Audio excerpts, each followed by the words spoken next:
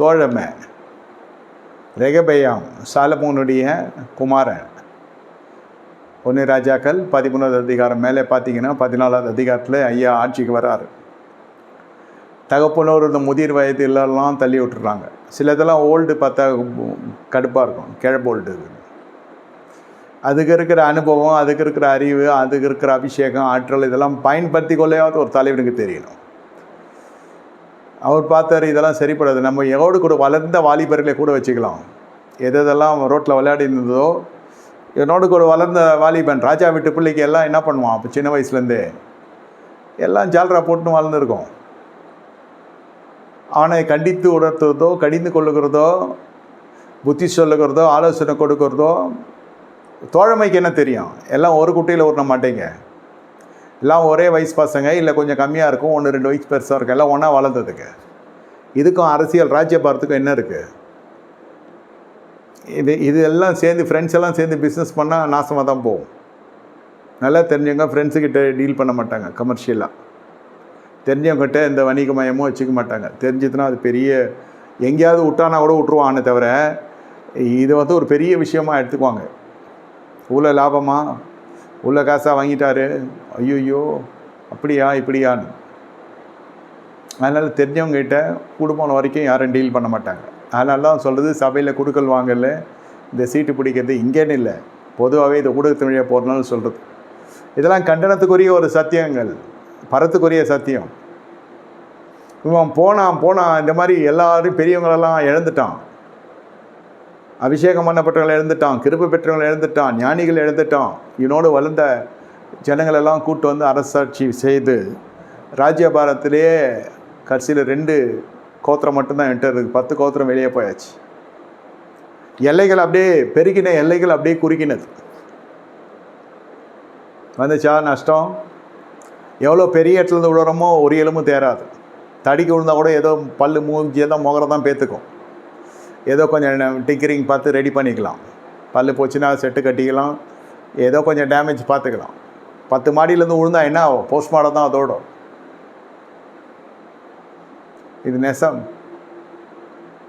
இந்த மாதிரிலாம் போய் எங்கேயாவது மாட்டிக்கொள்ளக்கூடாது. அதுக்கு தான் இதை போதிக்கிறது. என்னை கேட்டுக்கொண்டிருக்க தேவனுடைய ஜனமே, தோழமையோடு கூட நீங்கள் வைக்கிற பயணம் உன்னை கொண்டு போய் விட்டுரும். இது ராஜா வீட்டு பையன், இதுக்கு பட்ஜெட்டே கிடையாது. இதுக்கிட்ட பட்ஜெட் இருக்குன்னு வாங்க எல்லாம் இல்லை. நடுத்தர குடும்பத்துக்கு மட்டும் இல்லை, எவ்வளோ மேல் தட்டில் போனாலும், எவ்வளோ உயர கூட உங்களுடைய பொருளாதாரத்துக்குரிய budget. Live on your budget. Make friendship with people who have இது similar kingdom principal minded, like minded. பொருளாதாரத்தில் உங்களை போல கணக்கு போட்டு செலவு பண்ணுறவங்களோட மட்டும் தோழமை வச்சுக்கோங்க. அதுக்கு மேலே போச்சுனாலும் பிரச்சனை, அது கீழே போச்சுனாலும் பிரச்சனை. கீழே போனால் நம்மளை செலவு பண்ண வைப்பான், மேலே இருக்கிறவன் அவன் நம்மளுக்கு செலவு பண்ண நம்மளை அடிமையாக பார்ப்பான். இது தோழமை பாருங்கள். இது ராஜா வீட்டு பிள்ளை இன்னொரு ராஜா வீட்டு பையனோட பேச சேரல, இது தோழமையில் இருந்ததோடு போய் சேருது. இது ஏற்றத்தாழ்வு அதெல்லாம் பாகுபாடு அதுக்காக சொல்லலை. உங்களுக்கு ஒரு மனதோடு இருக்கிறவங்களோட தான் பயணப்பட முடியும். இருவர் ஒரு மனப்பட்டாலொழிய ஒருமித்து நடந்து செல்வார்களோ என்று ஆமோஸில் வாசிக்கிறோம். ஒரு மனம் இருக்குதா? தலைமைத்துவத்துக்கும் உங்களுக்கு ஒரு மனம் இருக்கா? ஒரு மனம் இல்லைன்னா கர்த்தரால் நாட்டப்பட்ட இடத்துல தயவுசெய்து ஒரு மனப்பட்டுருங்க. இந்த அனனியா சஃபீரால் விஷயம் கூட காணிக்கைன்றதை விட ஒரு மனம் கலைக்கப்பட்டுச்சு. ஆனால் அது வெளியில் லேபிள் அப்படி தான் காணிக்கை. அது கேட்டோன்னா அதுலேருந்து சபை ஆட்டம் கண்டுடுச்சு. குடுக்கள்லாம் கர்த்தர் அடிச்சிடுறாரு சபைன்ற மாதிரி ஆட்சின்றா அதுலேருந்து அந்த ஸ்கீமை எடுத்துட்டாங்க. மொத்தமாக கொடுத்துருந்தாங்க. எல்லாம் நிலத்தை வச்சு வந்து சபை கொடுனா எவனோ கொடுப்பானா? ஆனால் கொடுத்தாங்க. அது கொடுக்காததுனால அடித்தார் ஆண்டவரோன்னு பயம் வந்துச்சு எல்லாருக்கும். சகலமும் அவர்களுக்குள்ளே பொதுவாக இருந்துச்சு அந்த காலத்தில். அப்போஸ்தலர் நடவடிக்கைகளின் அபிஷேகம் வேண்டுமாண்டவரேன்னா இதுக்கெல்லாம் கொஞ்சம் ரெடியாக இருந்தால் வரும். இது உண்மை. இதில் ஒன்றும் மாற்று கருத்தே இல்லை. அப்படி பொருளாதாரத்தை வந்து அவ்வளோ பெருசாக எடுத்துக்கொள்ளாமல் போய் கொண்டிருக்கு இந்த காலம். என்ன இப்போ வந்து நவநாகரிகம் வந்துடுச்சு, அதனால் எல்லாம் மாறிடுச்சு. அந்த காரியங்கள் அப்பயே நின்றுச்சு. அனனியா சப்பீராளுடைய மரணத்துக்கு பிறகு அந்த மாதிரி மொத்தமாக விற்றுட்டு வந்து கொடுக்குறது எங்கேயுமே காணப்படல. எல்லாம் பக்கெட் வச்சு கூட வச்சு அந்த கொச்சி வச்சு எடுக்கிற மாதிரி தான் காணப்படுது. காணிக்கை எல்லாம் செலுத்தினாங்க, தங்களை இயன்றதை கொடுத்தாங்க. பரிசுத்தோட குறை கொடுத்தாங்க, இப்படி தான் இருந்ததை தவிர மொத்தமாக விற்று ஃபுல்லாக செட்டில் பண்ணுறதெல்லாம் இல்லை, வேதத்தில் இல்லை. அப்போ இருந்துச்சு, அதோடு முடிஞ்சிடுச்சு. பயம் வந்துடுச்சு. அப்புறம் என்னடா இது மாதிரி இருந்தால் சர்ச்சைக்கே வரமாட்டேன் எவனும் அப்படின்னு. வந்தவன் வரைக்கும் ஆசீர்வதிக்கப்பட்டாங்க. பிரியமான தேவனுடைய ஜனமே, இந்த இடத்துல புரிந்து கொள்ளுங்க. எரபயம் வேற, ரெகபயம் சாலமோனுடைய குமாரன் சொல்கிறேன் நான். தகப்பன் கேர்ள் ஃப்ரெண்டு, இது பிள்ளை பாய் ஃப்ரெண்ட்ஸு. இந்த தோழமை என்பது உங்களுக்கு தொழில் வரைக்கும் கொண்டு போவாங்க. சில பேர் ஆஃபீஸ்க்கு கூட வேலை செய்கிறவங்க இல்லை, படித்தவன் வளர்ந்தவன் வீட்டில் ரோட்டில் விளையாடினவன் அவனெல்லாம் தொழில் வரைக்கும் கொண்டு போவாங்க. இது தருதலைங்க அப்படின்ற பட்டமும் வாங்கிடுவாங்க. கொஞ்ச நாள் அந்த தொழில் உடஞ்சிரும். ஃப்ரெண்ட்ஷிப் வேறு, பிஸ்னஸ் வேறு. நான் சின்ன வயசுலேருந்து இப்படி தான் இருக்கேன். தனியாக ஆஃபீஸ் அங்கே இருக்கும், இங்கே ஆலயம் இருக்கும், வீடு தனியாக இருக்கும்.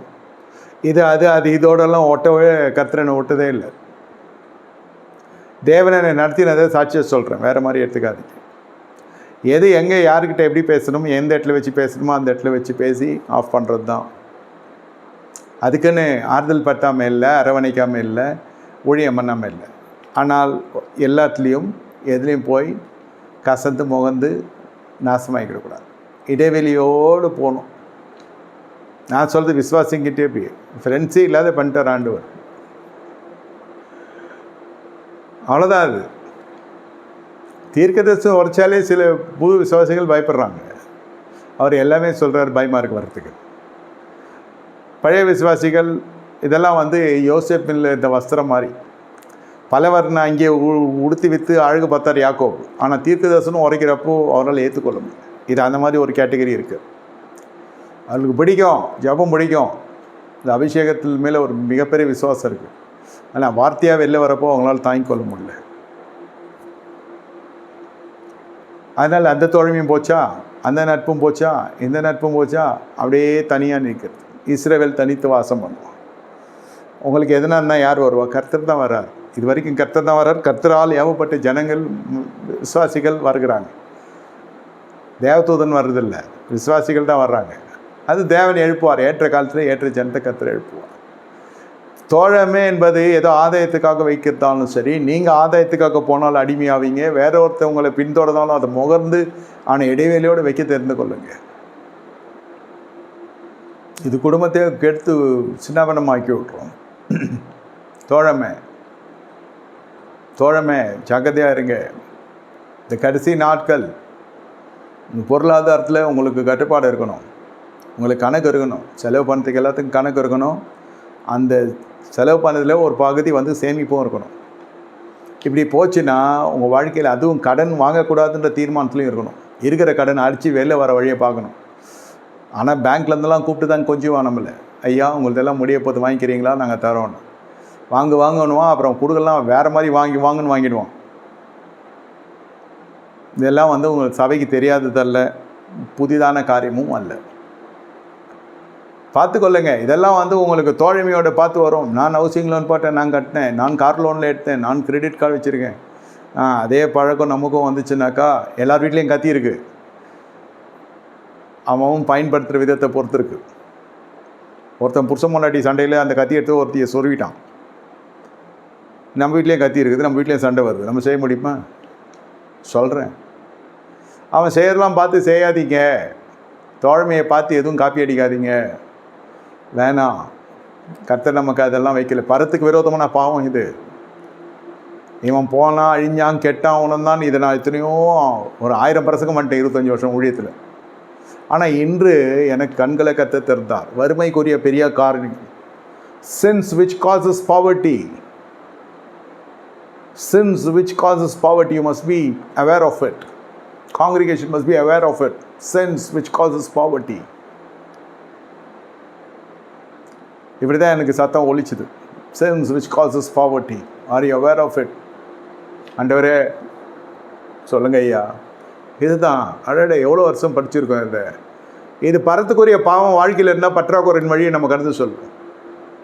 போடுற ட்ரெஸ்ஸு முதல் கொண்டு கிழிஞ்சு போச்சு. நம்மளுக்கு செருப்பு கூட இல்லை காலில். தாழ்மைலாம் கிடையாது, வறுமை. தின்றதுக்கு சோறு கிடையாது.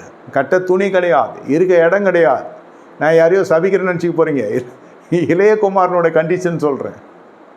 டேய் நீ தகப்புன்னு விட்டு போனேன் அப்படி தான் நானும் நினச்சேன். இல்லை, அவன் கரெக்டாக உணர்ந்துட்டான். அதுதான் தோற்றவங்ககிட்ட நிறைய நாலேஜ் இருக்கும். நம்ம அற்பமாக எண்ணக்கூடாது. பரத்துக்கு விரோதமான பாவம் இருந்துச்சுன்னா பற்றாக்குறை இருக்கும் ஐயா. ஆமாம், பரத்துக்கு விரோதம் பாவம் இருந்துச்சுன்னா துணிமணி கூட போட்டுக்க இருக்காது. பரத்துக்கு விரோதமான பாவம் இருந்துச்சுன்னா வாழ்க்கையில் சாப்பாடு கிடைக்காது, வேலை சரியாக இருக்காது. பன்றிகள் மேய்க்கிற வேலைக்கு போயாச்சு, எவ்வளோ வேலை இருக்குது. பன்றி உலையான சேட்டில் இருக்கிற பன்றி மேய்க்கிற இடத்துக்கு போனால் அங்கே சோறு போடுறதுக்கு கூட ஆள் கிடையாது. இந்த அடிமைக்கு பன்றிகள் தின்ற தீவனத்தை இவனும் சாப்பிட்ற அளவுக்கு போயிட்டான். முதல்ல ஒரு கூட்டத்தோடு சுற்றினான். அது உலையான சேத்துல சுழன்ற மனித பன்றிகள். அதான் வேச்சி விட்டு காசு இருக்கிறப்போ நல்ல இளம் வயதில் பெரிய பணம் நல்ல செலவு பண்ணுறாங்க. முதிர் வயதுக்குள்ளே போகிறப்போ பார்த்தா அதை விட பெரிய பனிஷ்மெண்ட் வேறு எதுவுமே இல்லை. இளம் வயதில் விட்ட காசை நினச்சி முதிர் வயதில் செலவு பண்ணதில் 10% கூட நம்மக்கிட்டே போயிடல. அப்போ டிப்ஸு கொடுப்பார் பாருங்க, துறை எடுத்து அப்படி இஷ்டத்துக்கு கொடுப்பார். டிப்ஸே ஆயிரக்கணக்கில் கொடுக்குறான்னா எவ்வளோ பெரிய நட்சத்திர வீட்டில் போய் சாப்பிட்ருக்கான். சந்தோஷம். உழைச்சி சாப்பிட்டாலே தப்புன்றான். அப்புறம் ஊதாரித்தனமாக செலவு பண்ணிட்டு இப்போ அவனுக்கு சிலிண்டர் வாங்க முடியல அவனால். இந்த மாதிரியெல்லாம் இருக்காங்க நிறைய பேர். இருக்கிற காசை ஆட்டு இறைச்சி வாங்கி சாப்பிட்ணுன்னு ருசிக்கு 900 ரூபா கொடுத்து 1 கிலோ ஆட்டுக்கறி வாங்கி சாப்பிட்டுட்டு 850 ரூபா கொடுத்து சிலிண்டர் வாங்க முடியாமல் இருக்கும். எது முக்கியம்? நான் ருசி. 6லேயும் சாவு 100லேயும் சாவணும். உனக்கு சாவே வராதுடா, நீ இருந்து எல்லாத்தையும் பாடம் கற்றுட்டு தான் போகணும். இதே இந்த லட்சத்தில் தான் பிள்ளை இந்த லட்சத்தில் வளர்க்கும். ஆமாம், இதில் தான் குடும்ப தகராறுலாம் வரும். உங்களுக்கு தெரியாது. இது பரத்துக்கு எதுவான பாவம், பரத்துக்கு விரோதமான பாவம் வருமானத்தை மட்டும் உங்களுக்கு அடிக்காது, பற்றாக்குறையில் மட்டும் நடத்தாது.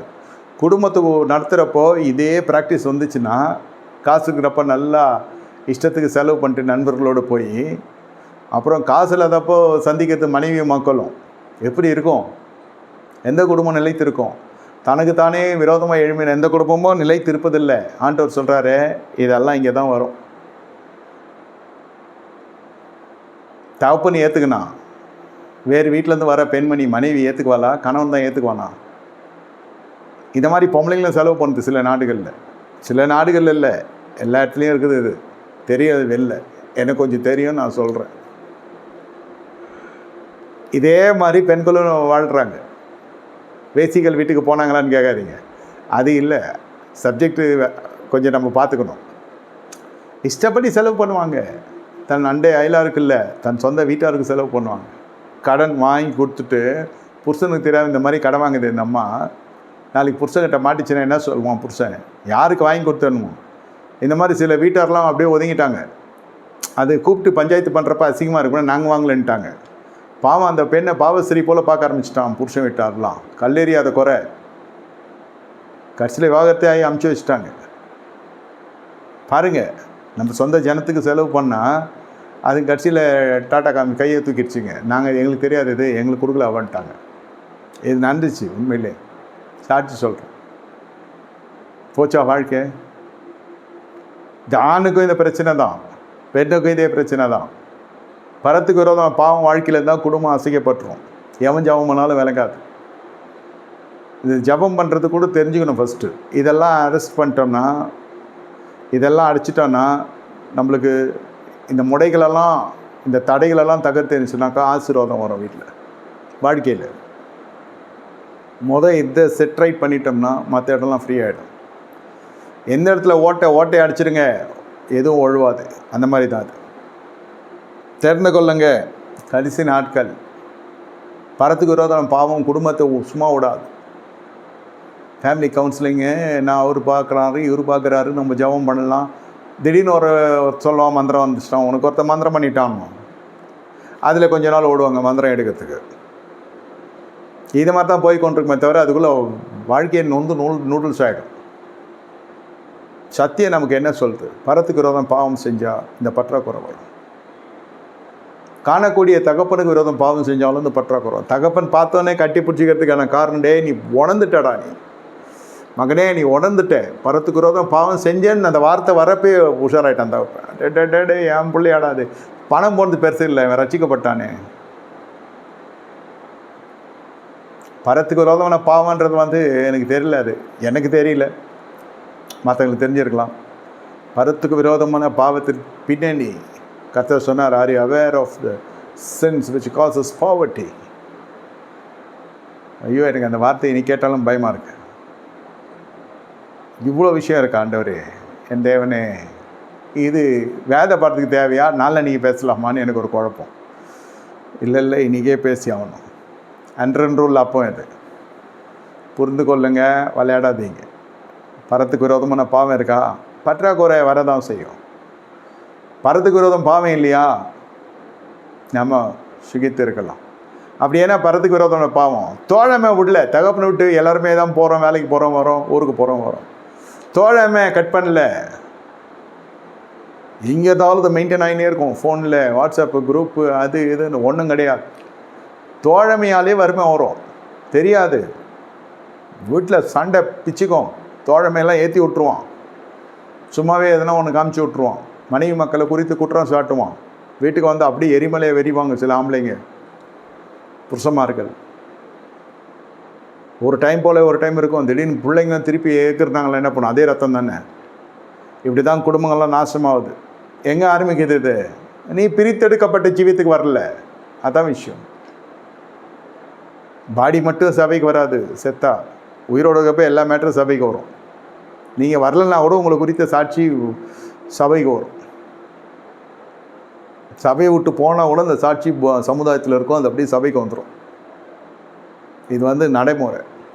பரத்துக்கு விரோதம் பாவம் இருந்தால் என்று சரி பண்ணிருக்கேன். ஆண்டவரே, நான் பிரித்து எடுக்கப்படலை, நான் இன்னும் என்னோடய ஜீவியம் இன்னும் என் நண்பர்களோடு இருக்குது, என் தோழமை இன்னும்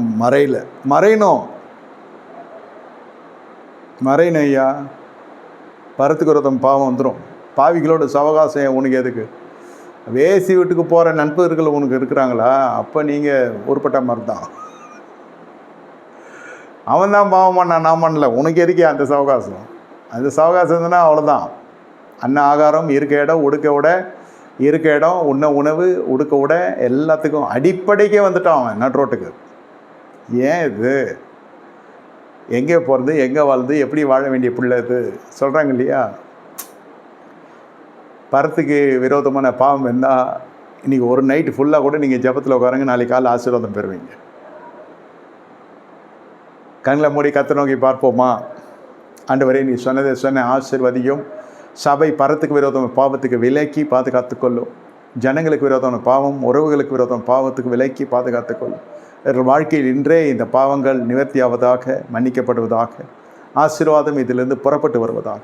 இந்த ஆசீர்வாதம் வருகிற பொழுது மோதிரம் வந்தது, காலுக்கு பாதரட்சி வந்தது, கொழுத்த கன்று வீட்டில் அடிக்கப்பட்டு நல்ல வசனம் தரிக்கப்பட்டது. ஒரு விழாக்கோலமாக அந்த இடம் மாறி வனாந்திரமான வாழ்க்கை வயல்வெளியாய் மாறினது. அதே போல் விசுவாசிகள் ஒவ்வொரு வாழ்க்கையிலும் என் தேவன் அதிசயங்களை காணப்படும்.